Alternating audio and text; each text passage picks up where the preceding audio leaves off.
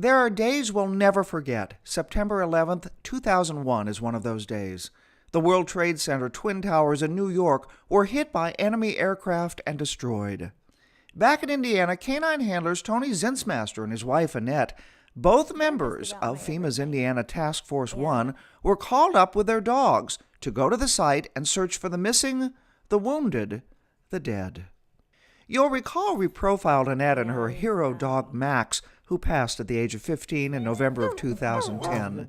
Now, Tony's partner, Kaiser, is still very much with us. He's 13, and with the 10-year anniversary of 9/11 on the horizon, Tony takes some time to reflect. Kaiser holds a distinctive title in his later years.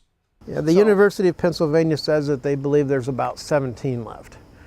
He's the only one left in Indiana.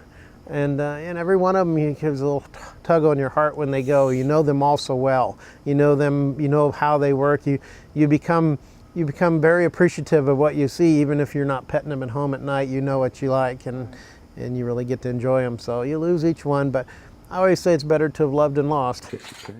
Well, I just remember I was resting for a moment, and I heard a gentleman say, "Hey, can I take your picture?" I said, "Sure." And then about 3 months later, a person said, "Hey, we found your picture on the internet," and they emailed it to me, and I contacted the guy for a better quality copy of it, and he was a travel agent from Alaska who just happened to be there. In his backyard, Kaiser still has the spirit, but the flesh is getting weak.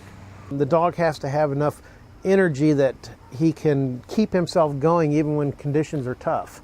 When it gets hot out, like when we were down at Hurricane Katrina and it's 96 degrees and feels like 90% humidity, and how can a dog work a 12-hour shift in that? And that's just something with, you got to have that heart. Tony has another young dog he's training to be a canine search and rescue.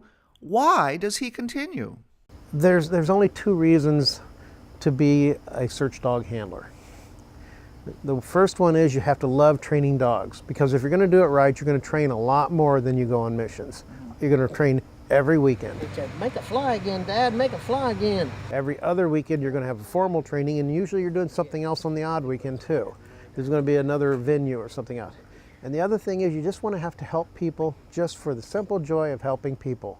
Not to be known for it, not to think that it's some sort of famousness to it. It's something you do that makes you feel good inside, that you did what you could to help in someone's time of need. But you are somewhat famous because with you and Kaiser and Max. Well, and Annette. Kaiser's may be famous. I'm just my name is Kaiser's handler. Tony sums up his life's work with his beloved dogs. I raised them from puppies, trained them to be my partner for missions and searches, and one day they will die in my arms. But it is still better to have loved and lost than never to have loved them at all. Thank you, Tony. Thank you, Kaiser. Indiana is proud of you.